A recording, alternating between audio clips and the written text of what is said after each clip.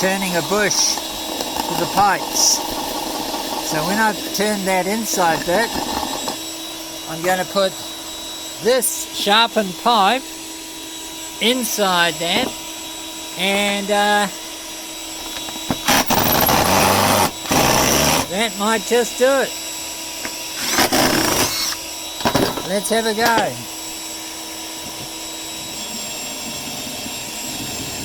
And now I'm boring.